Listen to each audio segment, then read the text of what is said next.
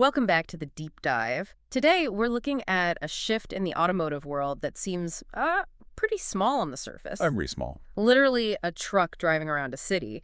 But if you scratch that surface, you realize it could potentially break a 100-year-old business model. Yeah, we're talking about the end of the fueling station as a destination we have to drive to. It feels like a bold claim. It is a bold claim. Yeah. But when you look at the evidence we have today, specifically around this entity called Sacramento Mobile EV Charging Solutions, the writing is kind of on the wall. Right. We're moving from, a hardware-heavy fixed infrastructure to something much more fluid.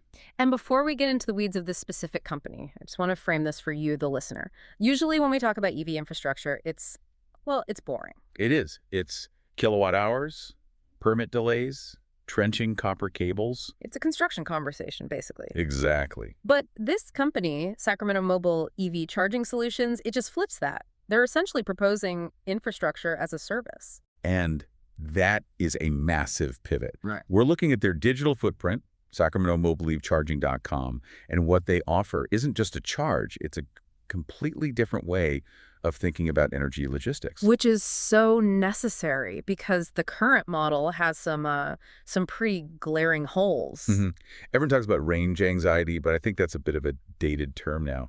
The real issue is infrastructure reliability. Okay, let's talk about that reliability piece because the surface level value here it's obvious, right? Roadside assistance. Yeah. You run out of juice, your car's a brick on the side of the freeway, you call these guys. It's the AAA model, but for electrons. That's the break fix scenario for sure. And it's vital. If you look at the Sacramento region specifically, you've got high heat, heavy commute traffic. Right, the AC is blasting. And batteries deplete faster. Yeah. So having a mobile rescue unit is that safety net that lets people actually trust their cars. It's the psychological insurance policy. But I want to push back a little on the idea that this is just a tow truck alternative. Because if that's all it is, it's a pretty niche business.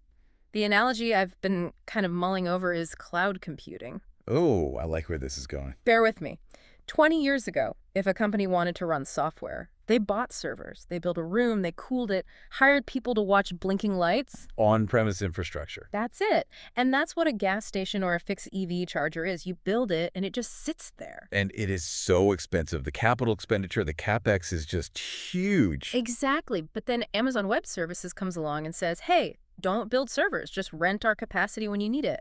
That's the cloud. Isn't mobile EV charging basically the cloud version of fueling? You don't build the station, you just summon the capacity. That is a brilliant way to frame it. And it highlights the core efficiency here. I mean, think about a fixed charging station. How often is it empty? Most of the day. Unless it's at a Costco on a Saturday. Right. But you have this incredibly expensive asset. A DC fast charger can cost, what, $50,000 to $150,000 to install? And that's before utility upgrades. Oh, yeah. And it's just sitting there depreciating, waiting for a car. Sacramento Mobile EV Charging Solutions inverts that model completely. The asset, the charger, it moves to where the demand actually is. The utilization rate must go through the roof. Or it has to. So let's apply this cloud logic to a real-world scenario. I mean, one that this company seems tailored for. We saw the word solutions in their name, plural. That usually implies B2B, right? Business to business. It almost certainly does. The consumer market's fine, but the real money and the real systemic change is in commercial slates. Okay, so walk me through the economics. Say I run a delivery service in Sacramento. I've got 20 electric vans. Why would I pay a premium to have a truck come charge them? Why not just install plugs at my own warehouse? Have you ever tried to get a permit to upgrade a transformer in California? I have not, but I hear it's not a weekend project. It can take 18 months, sometimes 2 years. Yeah. And that's if the grid capacity is even there to begin with. So you're a business owner.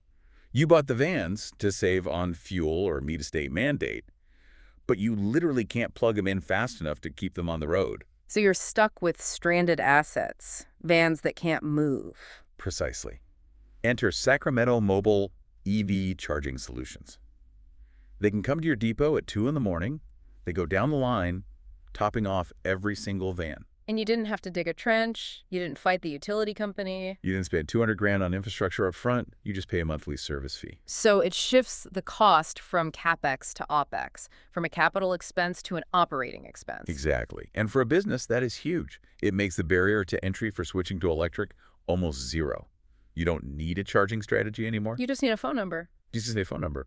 But I have to play devil's advocate here on the physics of it. We're talking about a truck, I assume a diesel truck, or maybe a big electric one, hauling a massive battery around the city to charge other batteries. Is that actually efficient? That's the valid criticism, yeah. It feels like we're adding a very heavy middleman to the grid. It does. And in a perfect world, sure, every parking spot has a plug. But we don't live in a perfect world. We live in a constrained one. The efficiency here isn't necessarily in the energy transfer itself. You do lose some efficiency moving electrons from battery A to battery B. Okay. The real efficiency is in grid management. Break that down for me. How does a truck help the grid? Okay, think about the Sacramento context again. Hot summer day. Everyone gets home around 5:30 p.m. They crank the AC and they plug in their car. That's peak load. That is when the grid starts to scream. Brownout city. Right. Right. But a mobile charging solution operates completely differently. That mobile unit, it can charge its own internal batteries at, say, 3 in the morning when power is cheap and abundant. Ah, okay. It stores that energy. Then it deploys it during the day or the evening. Yeah. It's effectively acting as a buffer for the grid. Oh, that's fascinating. So they're energy arbitrageurs. They buy low at night, store it in the truck, and then sell high, or at least deliver when demand is there, without putting any instant stress on the local grid. That's it. It decouples the charging event from the grid demand. When I plug my car into that mobile truck, I'm not pulling from the grid at that moment. I'm pulling from energy that was harvested hours ago. That's a massive stability feature for a city like Sacramento. It really makes sense why the name Sacramento is so prominent then. This isn't just generic mobile charging. It's a localized solution for a specific grid environment. Geography is destiny in the energy world, and Sacramento is a hub. You have government fleets, commuters from the Bay Area, you have that intense summer heat. A solution designed for that market has to be robust. I want to go back to that word solution, specifically the S on the end. We've talked fleets, we've talked emergency rescue. What else does this enable? I think events and temporary usage, the whole pop-up economy. Let's say you're hosting a music festival at Discovery Park. You want to advertise that you're green-friendly. But you're in the middle of a grass field. There are no plugs. Right. You're not going to pour concrete for chargers that will be used for 3 days. So you hire SacramentoMobileEVCharging.com. They park 3 trucks in the VIP lot. Boom. You have a temporary supercharger station. A station that vanishes on Monday morning. It really reinforces that infrastructure as a service concept. You scale up when you need it, scale down when you don't. And it also addresses the garage orphan problem. The what now? Garage orphans. It's a term for people who live in apartments or condos where they can't install a home charger. Ah, right. That's a huge percentage of the population in any A city. huge percentage. Yeah. They want an EV, but they literally have nowhere to plug it in overnight. Yeah. So currently, those people have to go sit in a public charger for 45 minutes. Like they're at a laundromat for their car. It's a terrible user experience. Awful. But with a mobile solution, you could just subscribe, you park on the street, you go to sleep, and the solution comes by, finds your car, tops it up, and moves on to the next one. That changes the ownership model entirely. You never visit a station. The energy just appears. It's almost like magic. It's the Uberification of the gas station, right? We stopped hailing taxis on corners. We started summoning them with an app. Now we're stopping the hunt for chargers. We're starting to summon the fuel. Exactly. This brings me to the website itself, SacramentoMobileEVCharging.com. It's the gateway. In the old world, the gateway was a physical sign on a highway exit. Now it's a URL. It feels like we're watching the digitization of a physical commodity. We are. And notice the branding. It's so functional. It's not trying to be a lifestyle brand like Tesla or Rivian. No, but it's not. It's Sacramento Mobile EV Charging Solutions. It sounds like a utility. And I think that's a good thing. Why is that a good thing? Because infrastructure should be boring. It should just work. You don't want a cool plumber. You want a plumber who fixes the leak. You don't want a cool charging solution. You want one that guarantees you never get stranded. The straightforwardness of the name suggests reliability. It implies they're focused on the logistics, not the hype. And for you, the listener, this is the key takeaway. We're moving past the early adopter phase where people put up with inconveniences because the car is cool. Right. We are now entering the mass adoption phase. And the mass market does not tolerate inconvenience. They will not plan their life around finding a working charger. They absolutely won't. If the infrastructure doesn't come to them, they won't switch. Huh. Companies like this one are the bridge that makes mass adoption possible. They fill in all the cracks that the fixed infrastructure leaves behind. So if we project this forward, say 5, 10 years down the road, If mobile solutions become efficient enough, maybe autonomous robots instead of people in trucks, does the gas station model just die? I think the corner station model is endangered, absolutely. Think about real estate values in cities.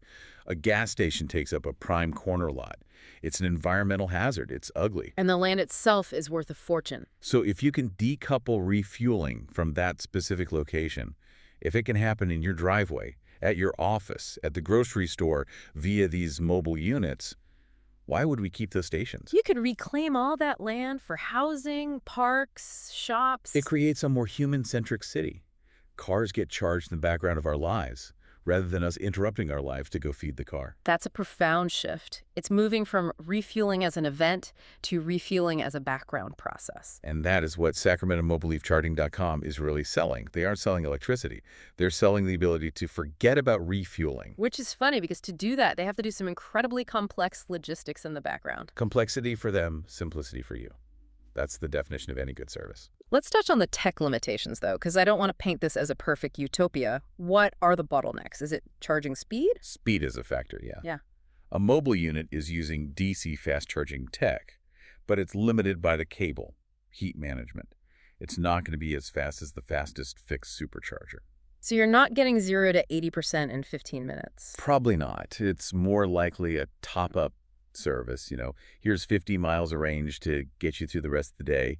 But again, if the service comes to you while you're working or sleeping, speed matters so much less. That's a great point. Wait time is 0 if you aren't the one waiting. Right. The other bottleneck is just the capacity of the truck itself. If the truck has a 200 kilowatt battery on board, it can only charge maybe 3 or 4 cars before it needs to go recharge itself. So the recharge loop for the truck is the constraint. They need their own base station. Exactly. So the logistics puzzle becomes, how many trucks do you need? Where do they stage them? How do you route them so they don't spend all their energy just driving to the customer? It's a classic traveling salesman problem, but with very heavy batteries. It is, and this is where the data comes in. I have to assume a company like this isn't just reacting to phone calls. They must be predicting demand. Oh, eventually, for sure. If they integrate with fleet software, they'll know a van is running low before the driver does. They could dispatch the truck automatically. That's the future preventative charging. That's wild. The truck just shows up before you even know you have a problem. That is the ultimate goal of solutions in this context. Complete invisibility of the problem. So we've got a company in Sacramento that's proving out a model that could dismantle the gas station, solve grid storage problems, and save commercial fleets millions in construction costs. Not bad for a website that looks like a simple service portal. It's a reminder to look at the boring innovations. Everyone watches the sleek new car launches. But the real revolution is happening in the logistics layer, in the white vans that make the whole system actually work. So for our listener, the learner, who might not live in Sacramento, why should they care about this specific local business? Because it's a preview. Sacramento is often a bellwether for EV trends in the U.S. If this business model works there, if the economics of OpEx over CapEx hold up, you're going to see this in Austin, in Miami, in London. You're seeing the blueprint for the next phase of the energy grid. Correct. And you should start looking at your own city differently. Look at those gas stations on the corners and just ask yourself, is that a permanent fixture or is that a relic waiting to be replaced by a service? It's a bit like looking at a Blockbuster video in 2004. It's still there, people are still using it, but you can see the Netflix mail-order discs starting to circulate. That is the perfect analogy. Fixed chargers are Blockbuster. Mobile charging. Well, that might just be the streaming service starting to buffer. I want to leave you with a provocative thought that builds on that. We mentioned autonomous cars briefly. What happens when we have self-driving cars and we have mobile charging robots? The infinite loop scenario. Seriously, do we ever need to stop moving? Imagine a future highway lane that's just for charging. You merge into it, a mobile unit links up with you while you're doing 60 miles an hour, transfers power, and then peels off. Aerial refueling for cars. Yeah. The tech exists. Conceptually, it would require massive coordination. Yes. If you remove the need to stop for energy, you fundamentally change the geometry of travel. Cities could be further apart. The idea of a commute changes. The concept of range disappears entirely because the road itself keeps you alive. And it all starts with a truck in Sacramento showing up to save a dead battery. It all starts with decoupling the plug from the wall. Once you do that, anything becomes possible. Well, there you have it. From a simple URL, sacramentomobileleafcharging.com-am, to potentially reshaping our cities and our grid, Yeah. it's not just about keeping the lights on. It's about moving the light to where it's needed most. Couldn't have said it better. It's an exciting time to be watching the wires. Hey. Or maybe the lack thereof. Thanks for diving in with us. Keep your eyes on the road, and maybe, just maybe, the road will start taking care of you. We'll see you on the next deep dive.